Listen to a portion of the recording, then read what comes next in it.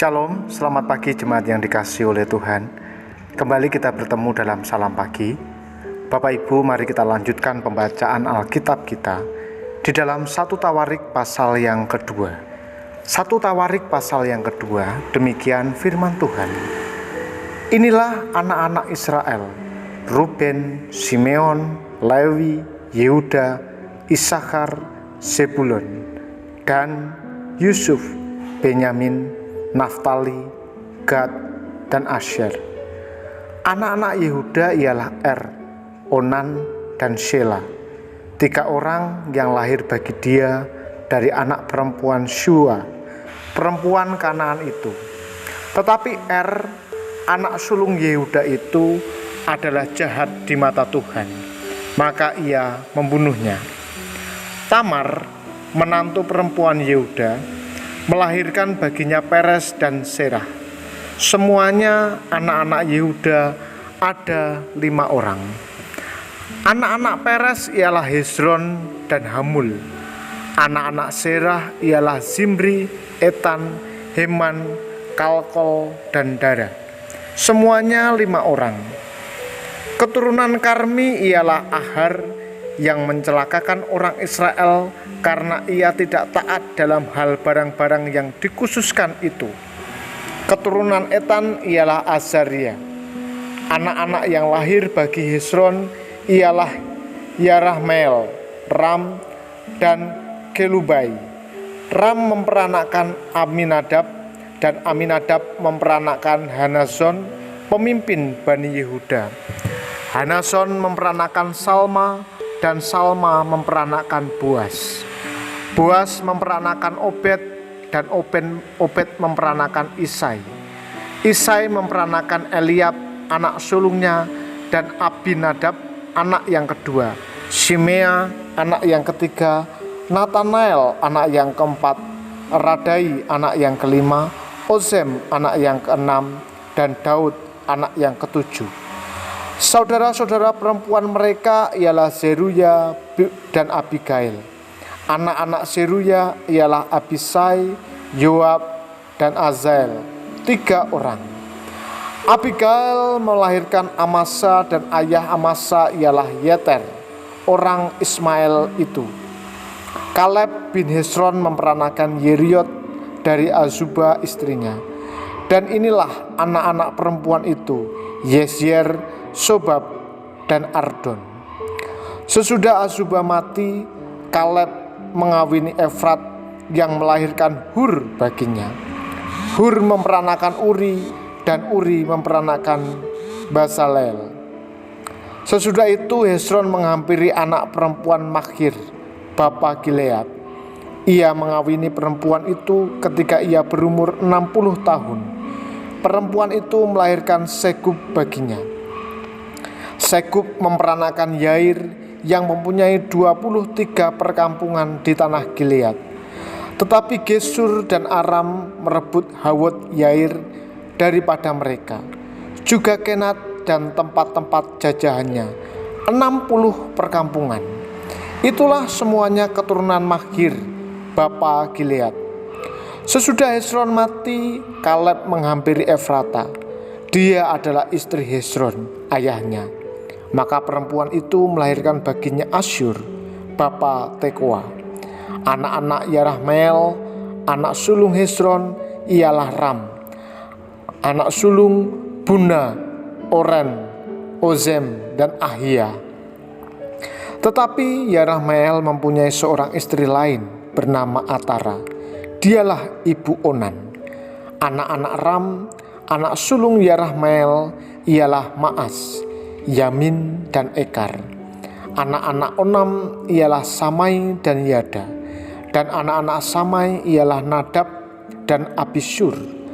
Nama istri Abisur ialah Abihail, yang melahirkan Ahban dan Molid baginya. Anak-anak Nadab ialah Selet dan Apaim.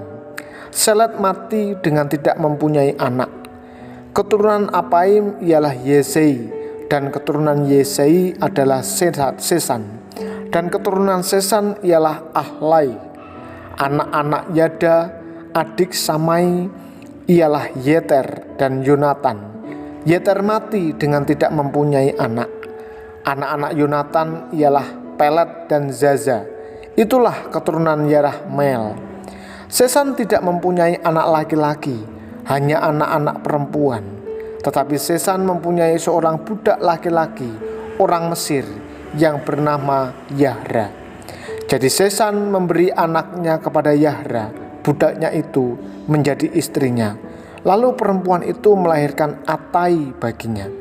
Atai memperanakan Natan, dan Natan memperanakan Zabad. Zabad memperanakan Eflal, dan Eflal memperanakan Obed. Obed memperanakan Yehu, dan Yehu memperanakan Azaria. Azaria memperanakan Heles, dan Heles memperanakan Alasa. Elasa memperanakan Sismai, dan Sismai memperanakan Salum. Salum memperanakan Yekamnya, dan Yekamnya memperanakan Elisama. Keturunan Kaleb adik Yerahmeel ialah Mesa, anak sulungnya, bapa Zif, dan anak-anak Maresa, bapa Hebron. Anak-anak Hebron ialah Karoh, Tapuah, Rekam, dan Shema. Shema memperanakan Raham, bapa Yorkeam, dan Rekam memperanakan Samai. Anak Samai ialah Maon, dan Maon ialah bapa Betsur. Eva, gundik Kaleb, melahirkan Haran, Musa, dan Gazez. Haran memperanakan Gazez. Anak-anak Yuhdai ialah Regam, Yotam, Gisan, Pelet, Eva, dan Saaf. Gundik Kaleb yaitu Maakha melahirkan Seber dan Tirhana. Perempuan itu melahirkan juga Saaf, bapa Matmana dan Sewa, bapa Makbena dan bapa Gibea. Anak perempuan Kaleb ialah Akasa. Itulah keturunan Kaleb. Anak-anak Hur, anak sulung Efrata ialah Sobal, bapa Kiryat Yaarim, Salma, bapa Betlehem, dan Haref, bapa Bet-Gadar. Sobal, bapa Kiryat Yaarim, mempunyai keturunan yakni Haroe dan setengah orang Manuhot. Dan kaum Kiryat Yaarim ialah orang Yetri, orang Puti, orang Simati, dan orang Misrai. Dari mereka inilah berasal orang Zora dan orang Esitaol. Keturunan Salma ialah Betlehem, orang Netova, Atarot bin Yoab, dan setengah orang Hafti yakni orang Sori. Dan kaum para ahli surat yang diam di Yabes ialah orang Tirati, orang Simati, dan orang Sukati. Mereka itulah orang Keni, keturunan Hamad, bab keluarga Rehab. Saudara yang terkasih, kalau kita membaca silsilah ini mungkin kita bertanya-tanya, untuk apa Alkitab menulis silsilah yang demikian panjang dan membingungkan?